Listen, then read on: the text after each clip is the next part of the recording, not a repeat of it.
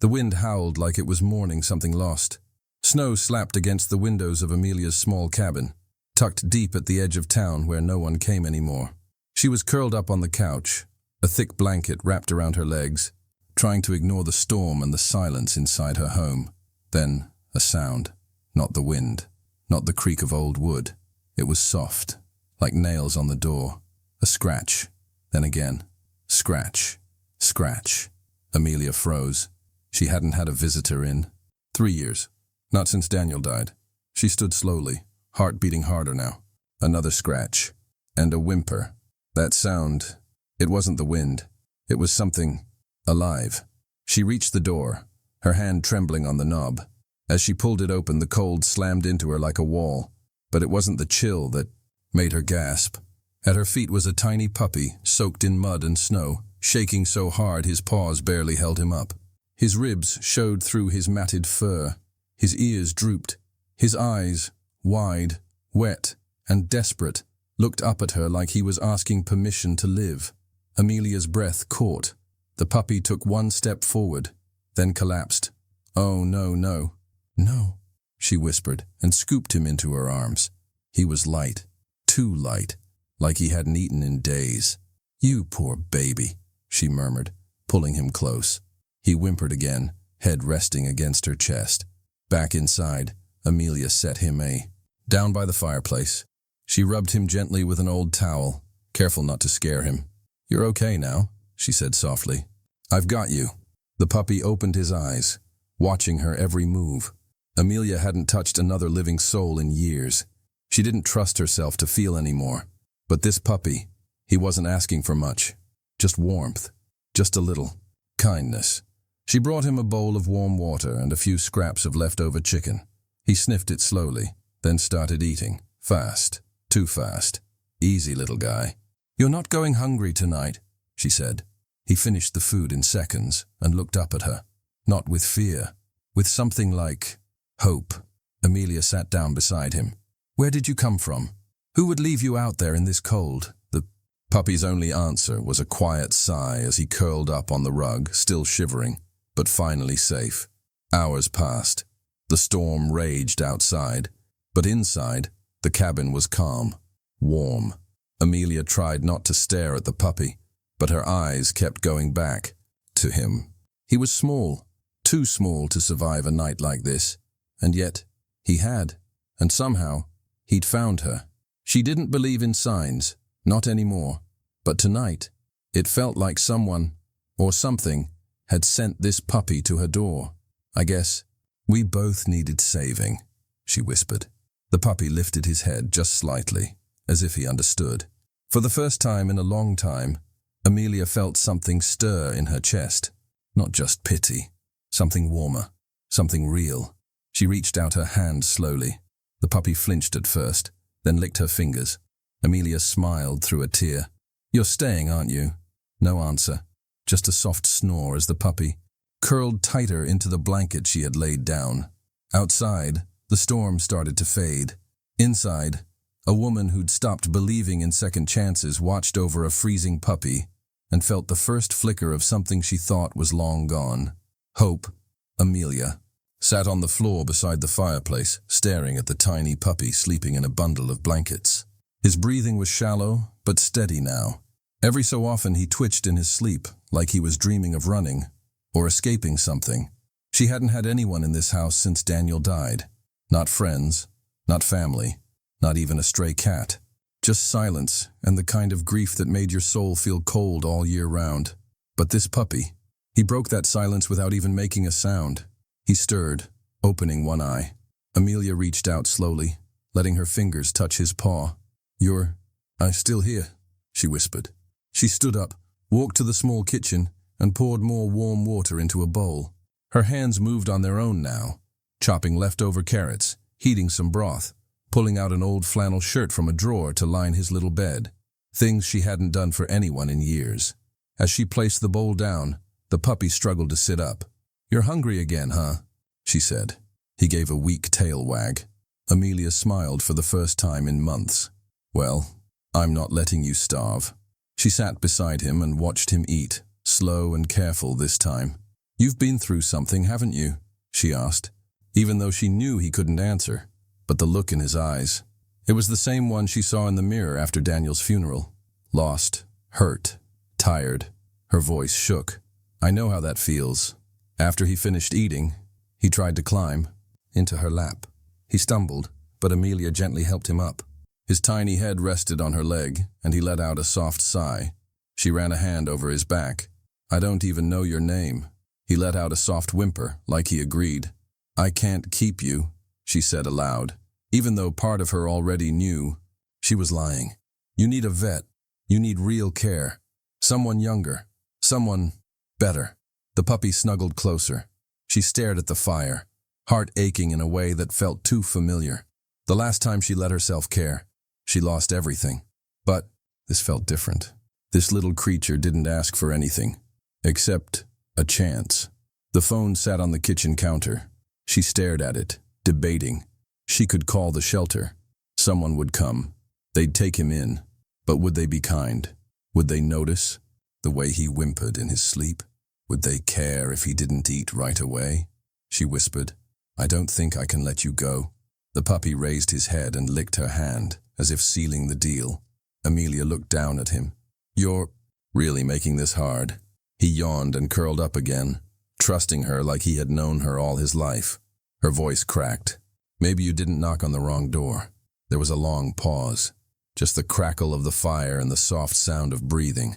Then Amelia stood. She walked to the closet, pulled out an old dog bed she hadn't touched in years, and placed it beside the fireplace. "It was for Max," she said. "Daniel brought it home before everything." She turned to the puppy. "You want it?" He wagged his tail, stood, and stepped into the bed, like it already belonged to him. Amelia knelt beside him. "All right, just for tonight." She sat back down on the couch, watching as his breathing slowed. Peaceful now. Safe. The storm had passed. Outside, the snow was quiet. Inside, something inside her had started to thaw. She whispered into the silence, "I don't know why you came here, but maybe you saved me too." And for the first time in a long time, she didn't feel alone. The morning sun peeked through the frost-covered windows. Bruno, yes, she was calling him that now, lay curled in his bed by the fireplace. Amelia sat nearby, sipping tea that had long gone cold. She kept staring at the old collar she had found buried beneath his thick, matted fur. It was barely hanging on, worn thin and dirty. She hadn't noticed it the night before, but now, as she gently cleaned around his neck, she saw the name etched into the leather, Bruno. She whispered, "So, you already belonged to someone." The puppy's ears twitched, but he didn't look up. Amelia turned the collar over in her hands. No number, no tag, just the name. She reached out slowly to touch his head, but Bruno flinched hard and scrambled to the corner of the room. Hey. "It's okay," she said softly, kneeling down. "I wasn't going to hurt you." His small body trembled. His eyes, wide, alert, afraid, told her everything. Something bad had happened. She sat on the floor and waited. After a while, Bruno crept back toward her. Not fully trusting, but not running either. "You're scared of hands," she whispered. "Someone hurt you, didn't they?" His tail didn't move. He just looked at her, as if waiting to be hit again. Amelia closed her eyes and let out a shaky breath. "I hate that someone made you feel this way." Later that day, she tried again, this time with a soft towel instead of her hand. Bruno stayed still as she gently wiped his muddy fur, but every time she reached near his face, he winced. "Who did this to you, Bruno?" she asked, her voice low. He whimpered and nudged his nose into the towel. That night, he had a nightmare. He barked in his sleep, legs kicking, breath fast and panicked. Amelia rushed over. "It's okay," she whispered, wrapping the blanket around him. "You're safe now. No one's going to hurt you here." In the flickering firelight, she looked at him again. Really looked. Small scars along his back, a tear in one ear. His ribs still showed, even though he'd eaten well that day. This wasn't a puppy who got lost. This was a puppy who got away. She stroked his side slowly. "Whatever they did, you're never going back there." The next morning, Amelia made a call. Not the shelter. Not yet. but to a vet she knew from years ago. "I found a puppy," she explained. "He's scared of everything. I think someone abused him." The voice on the other end softened. "Bring him in. I'll be gentle." She wrapped Bruno in the blanket, and he let her carry him without protest. At the clinic, the vet, a kind woman named Dr. Leah, knelt to Bruno's level. "Hi there, buddy," she said gently. "Can I check you over?" Amelia nodded. "His name's Bruno. I found a collar." Dr. Leah examined him slowly, carefully. Bruno flinched a few times, but didn't growl or bite. He just looked tired. When it was over, Dr. Leah stood. "He's got signs of neglect and likely abuse. Someone hit him more than once." Amelia's stomach turned. "Are you planning to keep him?" Dr. Leah asked. "I don't know," Amelia said honestly. "But I can't let him go yet." Back home, Bruno seemed calmer. He ate a little more, slept a little better. But still, he flinched sometimes. She sat beside him that night, the collar still on the table. "Whoever had you before didn't deserve you," she whispered. "But I'm not them." He looked at her, then slowly placed his head on her foot. Amelia felt something shift. Not just in him, in herself too. Bruno had secrets in his fur, hidden pain, old wounds. But he also had something else now, a new beginning. Bruno had stopped hiding, but he hadn't stopped crying in his sleep. The whimpers came every night, soft, broken sounds that made Amelia sit up in the dark, heart pounding. She'd rush to him, whispering gently, "It's okay, Bruno. You're safe now. I'm here." But safety didn't erase memories. Something from his past still haunted him, and Amelia couldn't let it go. She needed to know what had happened. She started asking around, careful not to draw attention. She printed a picture of Bruno and kept it folded in her coat pocket. At the grocery store, she showed it to the cashier. "Have you seen this dog before?" The woman shook her head. "No, sorry, but he looks like he's been through a lot." At the shelter, the answer was the same. No records, no matches, just pity in their eyes. She almost gave up. But one afternoon, she walked past the park and saw a group of kids kicking a ball. One boy was sitting alone on the bench, tying his shoes. Amelia hesitated, then walked over. "Hey," she said kindly, holding out the picture. "Have you ever seen this dog?" The boy looked up. His eyes widened the moment he saw the photo. "That's the dog from the Miller place," he said quietly. Amelia leaned in. "Are you sure?" The boy nodded. "Yeah, I remember him. My cousin lived near there.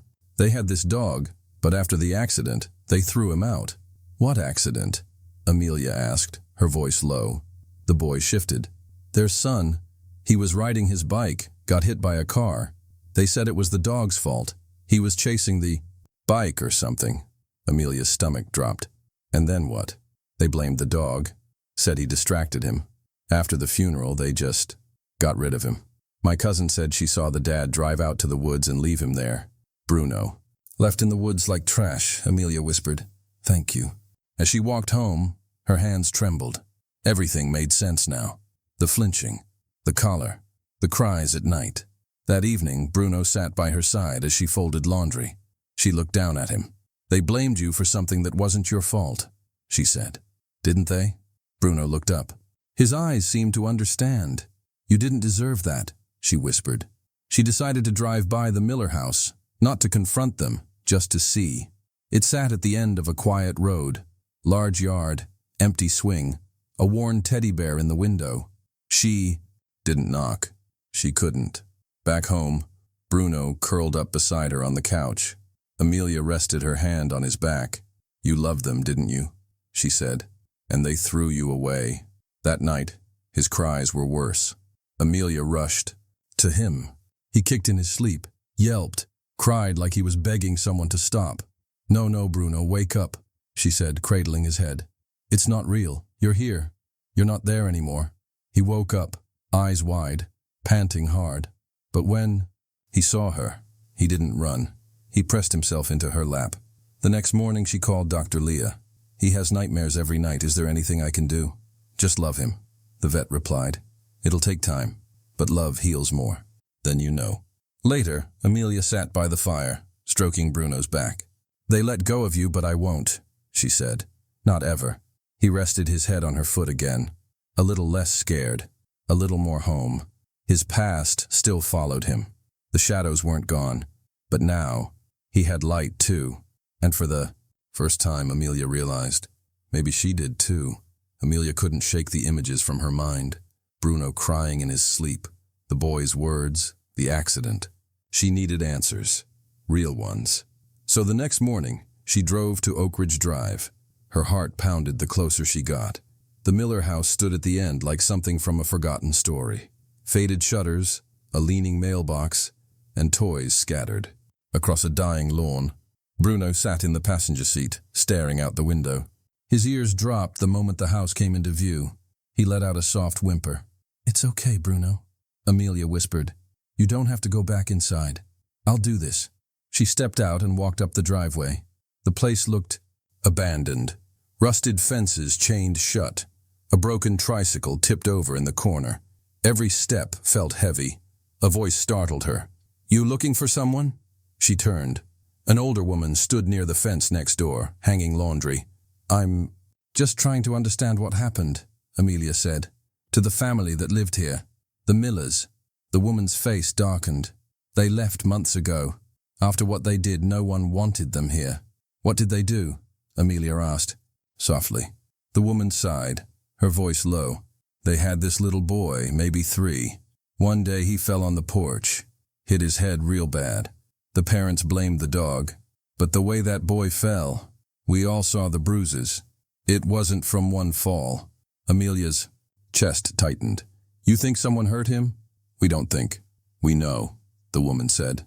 "That dog, he was always outside, tied up, never fed right. But when that boy cried, he barked. Every single time, like he was trying to protect him." Amelia looked toward her car. Bruno had his head down. "They blamed the dog," the woman continued. "Said he knocked the boy over. But the timing didn't add up. Everyone here knows the truth, even if no one ever said it out loud." "Why didn't anyone do anything?" Amelia asked. "We tried," the woman said, eyes sad. "But proving it was hard. And by the time someone came to check, the Millers had packed up and vanished. Left the house and the dog." Amelia swallowed the lump in her throat. "They left him behind to carry their blame." The woman nodded. "And that poor creature still came back to the porch every night, hoping they'd open the door." Amelia turned back to the car. "Thank you for telling me," she said. Back in the car, she opened the door slowly. Bruno didn't move. His eyes were fixed on the house. Amelia placed a gentle hand on his back. "They hurt you and blamed you, but you still waited for them." He looked at her, eyes tired. "You don't have to wait anymore," she whispered. That night, she sat beside him, thinking. Bruno had been the only one trying to protect that boy. He hadn't caused the accident. He had tried to stop it. Amelia whispered, "You were never the villain, Bruno. You were the hero no one saw." She sent an anonymous note to the local paper, just enough to share the truth, hoping someone would listen. Maybe others had gone through the same. Maybe it would make people think before blaming the innocent. Later that night, Bruno came to her, curled at her feet, and rested his head on her lap. He hadn't cried in his sleep that night. Not once. Maybe he was starting to believe it too. The shadows were still there, but something else had grown stronger. Trust. And for the first time, Bruno closed his eyes. Not from fear, but peace. Bruno slept at Amelia's feet that night. No crying, no shaking, just quiet breathing. But peace didn't last long. The next morning, a loud bang from the neighbor's trash lid sent him scrambling under the table, tail tucked, eyes wide. His body shook, even though Amelia whispered, "It's okay, sweet boy. It's just a sound." But to Bruno, it wasn't just noise. It was memory, pain, fear. Amelia didn't push him. She gave him space. Later that day, she sat on the floor, a bowl of warm chicken in her hand. "Come eat, Bruno," she said gently. He didn't move. She placed the bowl near him and walked away. Hours later, it was empty. Small steps. Over the next few days, she kept talking to him, even when he didn't react. "Good morning, sleepyhead. It's just me, promise. You're safe now." One evening, she sat by the fireplace, humming softly. Bruno crept closer. His eyes met hers. She smiled and patted the rug beside her. "You want to come sit with me?" He didn't move right away. But then, slowly, he lay down a few feet away. That night, rain hit the roof. Thunder rolled. Bruno froze in the hallway, ears flat. Amelia came over, knelt beside him and said, "I've got you. You don't have to be scared alone." He let her wrap a blanket around him. He didn't hide. He stayed. The next day, she tried something new. A ball. She rolled it gently toward him. He watched it, then looked away. But the second time she rolled it, he touched it with his nose. Just once. "You played," she smiled. "Even for a second, you played." One morning she opened the back door. The sun was out. The yard was quiet. She turned to him and asked, "Want to try the backyard today?" Bruno stood still. Then, slowly, he stepped outside. His paws touched the grass. He sniffed the air. For the first time, he didn't look over his shoulder. Amelia sat on the porch and watched him walk. She called softly, "Bruno." He turned, then wagged his tail. Not a big wag, just a soft, hopeful one. She whispered, "You're doing it. You're healing." That evening, she cooked his favorite, chicken and rice. He waited by her side, tail swaying. "You're getting used to this, huh?" She laughed. "Warm food, soft blankets, someone who actually loves you." He pressed his head against her leg. Later, while she folded laundry, a shirt slipped and made a loud thud. Bruno flinched, but didn't run. Amelia noticed. "Hey, look at you," she said. "You stayed." She knelt down and held out her hand. Bruno nudged it, eyes gentle. "I'm proud of you," she whispered. That night, as she curled up on the couch with a book, Bruno jumped up beside her. It startled her. He had never done that before. He rested his head on her lap and closed his eyes. She didn't move. She just let him be. A tear rolled down her cheek, not from sadness, but from seeing hope come alive in a broken soul. "I love you, Bruno," she whispered, and for the first time he wagged his tail like he meant it. Not out of habit, not to please, but because he felt it, because he believed, and because something inside him finally whispered, "You're safe now." And this time, he listened. Bruno had just started wagging his tail with joy. His eyes were brighter. He followed Amelia around the house, even curled up near her feet while she read. Things felt peaceful, but peace never lasts forever. The sound of a truck engine broke the stillness, loud, growling. Amelia looked up from the porch, confused. A black pickup rolled into her driveway, its tires crunching the gravel with slow, heavy steps. Bruno froze. He didn't bark, he didn't run, he just stared. A man climbed out, thick arms, greasy cap, wobbling slightly. The smell of alcohol floated. In the air, he slammed the truck door and marched forward. "That's my dog," he yelled, pointing at Bruno. Amelia stepped off the porch quickly, standing in front of Bruno. Her hands shook a little, but she didn't back away. "No," she said. "He's not your dog anymore." The man's eyes narrowed. "You stole him. I've been looking all over." Bruno whimpered behind her, his body low to the ground, tail tucked again, his eyes filled with fear. Amelia kept her voice steady. "You abandoned him. He was starving, freezing, covered in wounds. He ran off," the man barked, "and he was useless after the accident. Wouldn't even go near the baby again." Bruno took a step back. He knew that voice, that anger. Amelia didn't move. "He's not going back with you." The man stepped closer. His breath was hot and sour. "You think you can just keep what ain't yours?" Bruno let out a soft growl. Not loud, just enough. Amelia reached her hand behind and gently touched his head. "You threw him out like trash," she said. "I picked him up. I fed him. I watched him shake in his sleep. He's not yours anymore." The man's face twisted. He stared at her like he wanted to yell again, but something about her calm shook him. He took a step back, then smirked. "You'll regret this, lady," he said slowly. "You think dogs forget, but people don't." He turned, spat on the ground, and climbed back into his truck. The engine roared as he reversed out, tires spinning in the dirt. Amelia stood still until the sound faded. Bruno stayed behind her, not making a sound. Only after the truck was long gone did she finally sit down on the steps. Her hands trembled now. She looked over at Bruno. "You okay?" she whispered. He walked over, laid his head on her lap. Quiet, heavy. She stroked his ears and held back tears. "He's not going to hurt you again. I promise." That night, Amelia double-checked every window, every lock. She even left a light on by the door. Bruno didn't sleep much. He kept looking toward the window, watching, waiting. "Don't worry," Amelia whispered. "You're not going anywhere." In the morning, she went to the police station, explained everything. The officer raised his brow when she mentioned the threat. "Did he say exactly what he'd do?" the officer asked. "No," she replied. "But the way he said it, I believe him." The officer nodded. "We'll make a note of it. Let us know if he comes back." Back home, Amelia set up a camera outside, bought a new lock for the gate. Bruno stayed close all day. No playing, no wagging, just quiet. At one point, Amelia sat down beside him. "You thought you were safe, didn't you?" He looked up at her, ears low. "But you still are," she said softly.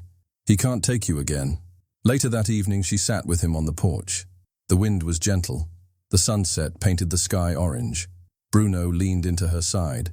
Slowly, his tail tapped once, then again. She smiled. "There's my boy." He rested his head against her. The fear hadn't left completely, but trust, real trust, was starting to win. And Amelia knew something for sure now. She wasn't just protecting a dog. She was healing one, and no angry man could take that away. Bruno had been staying close to Amelia since that day. He didn't sleep deeply. He still flinched at sudden noises, but he didn't hide anymore. And each time his tail wagged, it was stronger than the last. But fear has a way of creeping back in, especially when it comes dressed in the middle of the night. It happened just a week later. The house was quiet. The clock blinked past 2 a.m. The world outside was still. Then, a loud crash shattered the silence. Amelia bolted upright in bed. "Bruno," she whispered, heart racing. Bruno was already up, ears perked, muscles tense. Another crash, this time louder. The front door flew open. Heavy boots stomped through the hallway. "You thought I was done?" The man slurred, his voice full of rage. "Where's my dog?" Amelia grabbed her phone and backed toward the stairs. "I'm calling the cops," she shouted, but Bruno didn't back away. He stepped into the hallway, growling low, deep, and steady. His eyes locked on the man. No more tail tucking, no more running. The man froze when he saw him. "What? You think you're scary now?" he scoffed. "You're still the same useless mutt." Bruno growled louder, his body low but strong. "Get out!" Amelia yelled from behind. "You don't belong here!" The man took a step forward, but Bruno lunged, not to bite, just to block. His bark echoed through the house like thunder. The man stumbled back, surprised. "You little!" Bruno barked again, fierce, protective. He didn't look like the broken dog the man had left behind. He looked like a guardian. Amelia's voice shook as she spoke into the phone. "Someone just broke into my house. Please! Send help now!" The man turned, clearly shaken by Bruno's sudden bravery. "You trained him to hate me," he shouted. "He was mine." "No," Amelia said. "You lost him the day you gave up on him." Sirens echoed in the distance. Getting closer, the man backed toward the door. Bruno stayed between him and Amelia, barking without fear. "You'll regret this," the man snarled before disappearing into the night. Bruno didn't chase him. He just stood there, chest rising and falling, eyes fixed on the doorway. The sirens got louder, then the red and blue lights flashed through the windows. 2 officers stormed in. "You okay?" one asked, looking around. Amelia nodded, still clutching her phone. He kicked in the door, said he wanted Bruno. The second officer knelt beside Bruno. "Is this the dog?" Bruno looked at him but didn't move until Amelia whispered, "It's okay, buddy. They're here to help." Only then did Bruno relax, sitting beside her like a soldier done with his shift. "He didn't attack?" the officer asked. "No," Amelia said. "He protected." They took statements, checked the broken door, promised to patrol more in the area. Before leaving, one officer looked at Bruno again and said, "That dog saved you tonight." Amelia nodded. He saved himself too. When they were gone, Amelia sat on the floor beside Bruno. Her hands gently stroked his fur. "You didn't run," she whispered. "You faced him." Bruno leaned into her touch, letting out a tired sigh. "I'm so proud of you," she said. Later, a locksmith came and fixed the door. Amelia ordered stronger locks and cameras the next day, but deep down, She knew nothing could guard her better than the dog who once couldn't look anyone in the eye. That night, Bruno slept soundly for the first time. Not on the floor, not by the door, right beside Amelia. He wasn't the same dog anymore. And she wasn't the same woman either. Because when one finds the courage to stand, the other finds the strength to heal. And together, they weren't afraid of anything anymore. If this story touched your heart, don't forget to like the video and subscribe for more emotional animal stories. Share this with someone who believes in second chances, because sometimes all it takes is love and a little courage to change everything. Let us know in the comments. What would you have done if you were in Amelia's shoes?